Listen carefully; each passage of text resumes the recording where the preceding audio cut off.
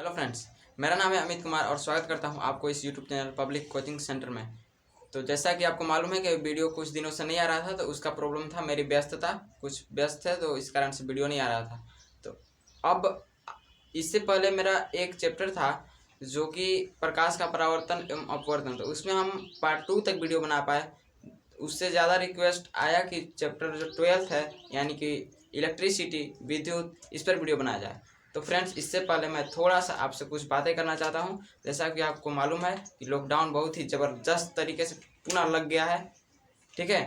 तो आज 22/4/2021 है, तो आज से बहुत ही ज़बरदस्त लॉकडाउन लग गया है और इस स्थिति में स्कूल कॉलेज और कोचिंग संस्थान जितना भी है, सारे जो भी संस्थान थे उन सभी को क्लोज कर दिया गया है, यानी कि बंद कर दिया गया है। तो इस स्थिति में आपके पास 1.5 GB डाटा बच रहा है, तो उसमें आप क्या कीजिएगा। तो मैं यही सलाह देता हूँ, इस स्थिति में आप जितने भी यूट्यूब पर स्टडी से वीडियोज़ हैं, स्टडी वाले वीडियोज़ हैं, उन्हें आप देखें और कुछ नया सीखें, क्योंकि नया सीखने वाला कभी पीछे नहीं होता है मेरे हिसाब से। अब आगे आइए देखते हैं। आज एक बात बताना है आपको कि अब इस वीडियो पहले इसमें क्या था कि केमिस्ट्री, बायोलॉजी और फिजिक्स का पढ़ाई होता था, लेकिन बहुत से स्टूडेंट्स का कहना है कि सर मैथ और इंग्लिश तीनों सब्जेक्ट को आपको मेंटेन में लेकर चलना है। तो मैं तीनों को मेंटेन में लेकर चलूँगा, इसलिए अभी क्योंकि जिस चीज़ का स्टूडेंट्स लोग को ज़्यादा ज़रूरत है उस चीज़ का मेरे पास डिमांड आया है, इलेक्ट्रिसिटी का। तो मैं इलेक्ट्रिसिटी चैप्टर आज स्टार्ट कर रहा हूँ, ठीक है। तो आइए बहुत ही मज़ेदार और धांसू तरीके से समझते हैं एकदम इलेक्ट्रिसिटी चैप्टर। तो फ्रेंड्स, आपके लिए पब्लिक कोचिंग सेंटर हमेशा तत्पर रहेगा। आपको बस अपने डिमांड कमेंट बॉक्स में बताना है। तो वीडियो को सबसे पहले कीजिए लाइक और चैनल को सब्सक्राइब। उसके बाद आइए तुरंत स्टार्ट करते हैं इलेक्ट्रिसिटी चैप्टर, जिसका हिंदी में होता है विद्युत, जो कि चैप्टर नंबर 12 है, ठीक है। तो आइए सबसे पहले हमको समझना होगा, क्योंकि किसी भी चैप्टर को स्टार्ट करने से पहले उसके नाम का जो चैप्टर है वो क्यों बनाया गया है, तो उसके बारे में हमें समझना आवश्यक होता है। जो इलेक्ट्रिसिटी है, विद्युत, वो विद्युत पहले समझेंगे कि क्या होता है, ठीक है। तो इसमें हम बोल रहे हैं कि आवेश का प्रवाह, इसी को हम बोलते हैं विद्युत। इसका डिफिनेशन आप लिख सकते हैं कि आवेश की प्रवाह को विद्युत कहते हैं। लेकिन हम आपको शॉर्ट नोट्स दे रहे हैं, आपको नोट्स के लिए भटकना की जरूरत नहीं है। आपको उसके लिए कोई भी मतलब कहीं से नोट्स लेने की जरूरत नहीं है, बोर्ड पर ही आपको मिल जाएगा और उसी से मैं पढ़ाता हूँ। तो विद्युत क्या है? आवेश की प्रवाह है। और दूसरा पॉइंट इलेक्ट्रिसिटी के बारे में है कि विद्युत धारा एक इसी में आता है, तो इसका अभी जरूरत नहीं है। तो सबसे पहले हम समझेंगे कि विद्युत क्या है, आवेश की प्रवाह है। उसके बाद समझेंगे कि आवेश क्या है, क्योंकि आवेश की प्रवाह जब बोला जाता है तो हमें यह समझना जरूरी है कि आवेश आखिर क्या होता है। जब किसी चीज का प्रवाह, जैसे जल धारा जैसे बोलते हैं, तो उसमें क्या होता है कि जल का प्रवाह होता है। जल धारा यानी कि नदी। तो जल धारा में क्या होता है, जल का प्रवाह यानी कि नदी। तो उसमें क्या है, अब हमको यही मालूम रहेगा कि जल क्या होता है, तो हमें तो जल धारा समझ में नहीं आएगा। तो इसके लिए जो विद्युत है तो क्या है, आवेश का प्रवाह है। तो आवेश क्या है इसे समझते हैं। आवेश क्या है, एक परमाणु का कण है, ठीक, जो ऋणात्मक और धनात्मक दो प्रकार के होता है। आपको ये लिखने की जरूरत है, स्टार। क्या है, परमाणु एक परमाणु का कण है, जो आवेश है एक कण है, ऋणात्मक और धनात्मक होता है। अब हम कैसे पहचानेंगे कि ये कैसा कण है और कैसे पहचानेंगे कि आवेश है। अपने हाथ को रगड़िए कम से कम 1 मिनट जबरदस्त तरीके से, और देखिए हाथ आपका गर्म होता है या नहीं। आप क्या कीजिए, आपके पास जो पेन है, ठीक है, वो पेन को अपने बालों से रगड़कर और कागज के कुछ टुकड़ों को उस पर चिपकाइए, देखिए ऑटोमेटिक चिपक जाएंगे। तो इस चीज को जो अपने को आकर्षित करे, आकर्षित और प्रतिकर्षित करने का गुण जिस चीज में होता है उसे क्या बोलते हैं, उस कण को, क्योंकि यहाँ कणों की बात हो रही है तो उसको आवेश हम बोलते हैं, ठीक है। तो क्या है, आवेश परमाणु का एक कण है जो ऋणात्मक और धनात्मक होता है। अब आवेश के बारे में कुछ नियम समझते हैं। तो अब यहाँ जो दूसरा टॉपिक था विद्युत धारा, ये आपको समझ में आना चाहिए कि आवेशों के प्रवाह की दर, ये विद्युत, इसमें आप डिफरेंट कभी भी एग्जाम में पूछता ही है, विद्युत और विद्युत धारा में क्या अंतर है। तो विद्युत क्या है, आवेश की प्रवाह है। ऊपर देखिए, विद्युत क्या है, आवेश का प्रवाह है। और जो विद्युत धारा है वो क्या है, आवेश की प्रवाह की दर, यानी कि कितने टाइमिंग में कितना आवेश प्रवाहित हो रहा है, कितना आवेश बह रहा है, उसको हम क्या बोल देंगे, विद्युत धारा। अब जैसे आप एक सिंपल उदाहरण लीजिए कि जैसे मैंने बताया कि जल जो नदी क्या है, तो जल के प्रवाह को नदी बोला जाता है, ठीक है। अब समझेंगे कि नदी धारा या जल धारा बोलेंगे तो कैसे बोलेंगे कि जल के प्रवाह के दर को जल धारा बोलता है। तो उसी प्रकार से विद्युत क्या है, आवेश की प्रवाह है, और विद्युत धारा क्या है, आवेश की प्रवाह का दर, ठीक है। तो फ्रेंड्स अभी हम समझते हैं थोड़ा सा आवेश का जो कुछ पॉइंट्स हैं, उन पॉइंट्स को समझते हैं। तो पॉइंट्स ए में दिया गया है कि समान आवेश एक दूसरे को क्या करते हैं, प्रतिकर्षित करते हैं। इसे आप याद रखिएगा, जो समान आवेश हैं एक दूसरे को प्रतिकर्षित करते हैं। तो अभी आपको बताया गया कि जो आवेश है दो प्रकार के होते हैं, एक ऋणात्मक और एक धनात्मक, ठीक है। तो यहाँ पे हम लिखते हैं कुछ समान आवेश। मान लीजिए आवेश तो दो प्रकार का है, एक माइनस है और एक फिर माइनस लेते हैं, क्योंकि समान बोला है ना यहाँ पे।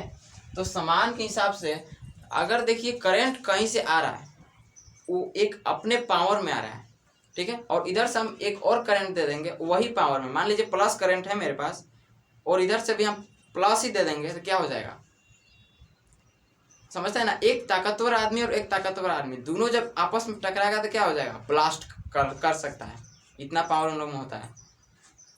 उसी प्रकार से ये लोग क्या करेंगे, ढकेला ढकेली करेंगे। एक मोटा आदमी, जैसे आप वीडियो देख रहे हैं, अब इधर से आपको हम ढकोल रहे हैं, आप इधर से, तो क्या होगा, कितने वापस जाएंगे, तो क्या हम पीछे चलते जाएंगे और आप आगे चलते जाएगा। मान लीजिए ये पेन है, ये भी माइनस है, ये भी माइनस है। अब दोनों क्या कर रहे हैं, हम अपने बल के द्वारा नजदीक ला रहे हैं, और इन लोग क्या कर रहे हैं, ढकला ढकली कर रहा है इधर, क्योंकि दोनों ताकतवर है ना। एक बात याद रखिएगा, पेन से ज्यादा ताकतवर आज तक न दुनिया में कोई इंसान है, न कभी हो पाएगा, और न पहले कोई था। तो आइए दूसरा पॉइंट क्या है, पहला क्या था कि समान आवेश एक दूसरे को प्रतिकर्षित करते हैं, ओके। दूसरा असमान आवेश, यानी कि असमान एक दूसरे को आकर्षित करते हैं। अब यहाँ ले लिए माइनस और एक ले लिए प्लस, ठीक है। तो माइनस प्लस को अगर सटाएंगे तो क्या हो जाएगा, खींचा खींची करेगा, आपस में क्लोज आते जाएगा, यानी कि आकर्षित करेगा। अब सी है, ठीक है, सी है कि इसका जो आवेश है, इसका एसआई मात्रक क्या होता है, कूलाम होता है, कूलाम, जिसका संकेत क्या होता है, सी होता है। अब क्या बोलेंगे कि कूलाम आखिर है, तो एक कूलाम में कितना इलेक्ट्रॉन, क्योंकि इससे भी एक छोटा कण होता है इलेक्ट्रॉन, क्योंकि जो परमाणु होता है वो मुख्य रूप से 3 कणों से मिलकर बनता है। तो क्लियर करते हैं कि एक कूलाम जो आवेश है वो कितने इलेक्ट्रॉन, क्योंकि जो परमाणु होते हैं वो मुख्य रूप से 3 कणों से मिलकर बना होता है, प्रोटॉन, न्यूट्रॉन और इलेक्ट्रॉन। जो कि मान लीजिए किधर जगह करने गया बाबू, मान लीजिए यहाँ पे एक प्रोटॉन है, अब इसके चारों तरफ इलेक्ट्रॉन चक्कर लगाते हैं, और प्रोटॉन और न्यूट्रॉन उसी जगह होता है नाभिक में, ठीक है। ये दूसरा चैप्टर में है, 5वां चैप्टर में शायद। तो अभी आपको समझना है कि इलेक्ट्रॉन जो परमाणु का कण है वो एक कूलाम आवेश बराबर कितना इलेक्ट्रॉन होता है।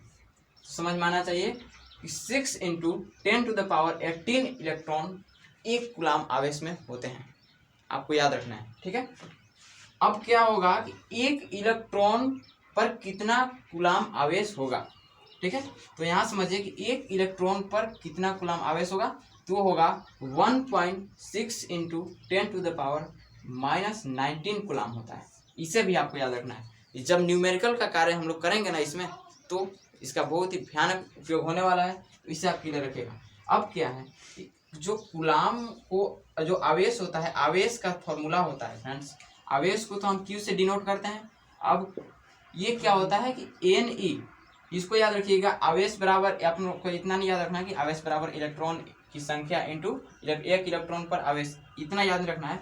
Q is equal to N × E याद रखना है आपको, जहाँ Q बराबर क्या हो जाएगा, आवेश हो जाएगा, और N बराबर, N क्योंकि नंबर होता है तो इलेक्ट्रॉनों की संख्या हो जाएगा यहाँ तक, और E क्या है, एक इलेक्ट्रॉन पर कितना आवेश है वो हो जाएगा। तो यहाँ तक आपको किसी भी प्रकार का कोई कन्फ्यूजन नहीं होना चाहिए। अगर कन्फ्यूजन है तो वीडियो इतना ही पर रोक के और कमेंट बॉक्स में बताइए, उसके बाद हम बताते हैं। अब यहाँ तक समझ में आ गया क्या क्या बात की। एक नंबर में था विद्युत आवेश की प्रवाह, दूसरा नंबर में था विद्युत धारा आवेश की प्रवाह के दर यानी कि समय। अभी इसको हम फॉर्मूला के रूप में डिराइव करते हैं, क्योंकि नीचे जैसे जैसे हम आ रहे हैं वैसे वैसे आंकिक चीज ही आ रहा है, तो यहाँ पर समझ गए इतना तक। अब क्या है कि जो विद्युत धारा था यहाँ पे, इसलिए का चिन्ह यहाँ पे दिया है, इसलिए विद्युत धारा बराबर क्या हो जाएगा, आवेश बटे समय।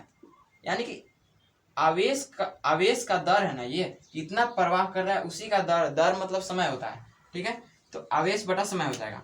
अब आई, विद्युत धारा को आई से हम प्रतीक में लेते हैं, आई से डिनोट करते हैं। अब आई इक्वल टू क्या हो जाएगा, क्यू बाई टी हो जाएगा। क्यू का मैंने बताया था कि क्यू बराबर आवेश होता है और टी बराबर समय। यहाँ पे लिख लीजिएगा कि वेयर, या नहीं हिंदी मीडियम है तो हिंदी लिखेंगे। क्यू बराबर क्या हो जाएगा, आवेश हो जाएगा, और टी बराबर हो जाएगा समय, ठीक है।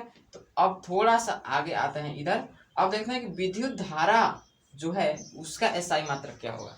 आपको सीरियल से बताया जा रहा है, हम ऐसा नहीं है कि सीधा आप वीडियो रोक के और थोड़ा सा हम इधर आ रहे हैं तो पूरा बोर्ड मत लिख लीजिएगा, क्योंकि जैसे जैसे हम जिस टॉपिक को बता रहे हैं वैसे वैसे नोट करते चलेगा, क्योंकि बोर्ड इतना ही बड़ा है, इसी में अरेंज हमको करना है। तो विद्युत धारा का एसआई मात्रक क्या हो जाता है, एम्पियर, जिसे ए से डिनोट किया जाता है। आपको कुछ नहीं हिंदी याद रहे या ना रहे, लेकिन जो संकेत है, सिंबल है, उसे आप जरूर याद रखिएगा, क्योंकि हर एक न्यूमेरिकल में इसका काम आने वाला है। अगर किसी विद्युत धारा हमको ज्ञात करना है तो जो आंसर आएगा तो उसको कैसे लिखेंगे, आंसर लिख देंगे 48 मान लीजिए आया तो 48 को आंसर लिख देंगे सीधा, 48 एम्पियर उसका सिंबल के साथ लिखना होगा, तब हमारा जाकर आंसर सही होगा। तो क्या है कि अगर एम्पियर यहाँ पे आता है, ठीक है, अगर यहाँ पे एम्पियर आता है मात्रक में, एसआई मात्रक में, तो 1 एम्पियर बराबर कितना होगा। जैसे यहाँ आया था आवेश का एसआई मात्रक कूलाम आया था, 1 कूलाम आवेश बराबर कितना हुआ था। तो वैसे ही समझेंगे कि जब विद्युत धारा का एसआई मात्रक एम्पियर आया तो एम्पियर बराबर कितना हो जाएगा, तो 1 कूलाम आवेश बट्टे 1 सेकेंड का टाइम। यानी कि इससे आपको पूरा क्लियर होता है कि 1 कूलाम आवेश बहने में, या 1 सेकेंड में जितना कूलाम होता है, जितना कूलाम 1 सेकेंड में प्रवाह करता है, उसी को क्या बोलते हैं, ये बोलते हैं। या ऐसे बोल सकते हैं उल्टा कि 1 कूलाम आवेश प्रवाहित करने में हमें जितना समय की आवश्यकता होती है उसे क्या बोलते हैं, 1 एम्पियर, ऐसे ही बोल सकते हैं। तो एक चीज यहाँ समझिए कि अब जो विद्युत धारा है इसे हम किस चीज से मापेंगे। तो विद्युत धारा एक मापने का मशीन आता है जिसको एमीटर बोला जाता है। तो अब आपको हम अवसर देते हैं, क्या कीजिए कि पूरे बोर्ड जैसे जैसे मैंने बताया उस टाइप से, शायद हमें उम्मीद है कि आप लिखते चले गए होंगे, लेकिन फिर से आपको लिख लेना है। पहले यहाँ तक, सीधा यहाँ तक लिखिए, उसके बाद यहाँ से लिखने के बाद तब यहाँ से स्टार्ट कीजिएगा। तो आते हैं थोड़े सा एक मोमेंट के बाद, क्योंकि इसे क्लीन भी तो करना है, बेचारा कब तक गंदा रहेगा। तो फ्रेंड्स, इस महोदय को साफ कर दिए, इसके टेंशन मत लीजिए। तो आशा है कि आप बहुत क्लियरली नोट कर चुके होंगे। तो इससे हमें आने वाली वीडियो पार्ट 2 में, क्योंकि ये 10+ में हो गया वीडियो, तो मैं नहीं चाहता हूँ कि वीडियो काफ़ी लंबा हो, आपको बोरिंग सा महसूस हो, क्योंकि इंटरटेनमेंट के साथ साथ पढ़ाई आपको करना है। लेकिन पढ़ाई में इंटरटेनमेंट मत कीजिएगा, नहीं तो फिर बहुत गड़बड़ हो सकता है और आपके पढ़ाई में बहुत ही ज़्यादा रुकावट आ सकती है। तो अभी आने वाली वीडियो जो पार्ट 2 होगा उसमें हम क्या डिस्कस करेंगे कि घर का वायरिंग कैसे किया जाता है, क्योंकि इलेक्ट्रिसिटी पढ़ना है ना, तो उसी में सब कुछ हमें पढ़ना है। पार्ट 2 में, पार्ट 2 का वीडियो 20 मिनट से हम कम के नहीं बनाने वाले हैं, ठीक है। तो आज एक और निर्देश देना है कि वीडियो का एक नया सीरीज जो बता रहे हैं मैथ और इंग्लिश का, वो हम 25 अप्रैल से स्टार्ट कर रहे हैं। तो अभी साइंस के जो भी है इधर 3 से 4 दिन में इधर हम इसको क्लियर कराते हैं। तो आज की वीडियो कैसा लगा आप हमें ज़रूर बताइए। और बोलता है ना, बूंद बूंद से घड़ा भरता है, तो आप लोगों का काम है बूंदों को इकट्ठा करना और इस पब्लिक कोचिंग सेंटर के घड़ा को भरना। तो कम से कम अब तो आप वीडियो को कैसा लगा उसे लाइक कर, अगर चैनल पर पहली बार विजिट कर रहे हैं तो चैनल को सब्सक्राइब कर, और अपने आने वाले दोस्तों में क्या कीजिए, शेयर कर दीजिए, ताकि हमें भी मोटिवेशन मिले कि मेरे सब्सक्राइबर बढ़ रहे हैं, मेरे लाइक बढ़ रहे हैं, मुझे कमेंट मिल रहा है कि वीडियो कैसा लग रहा है। तभी तो हम आप तक पहुंच पाएंगे, पेश आने पाएंगे। तो thank you so much, all the best.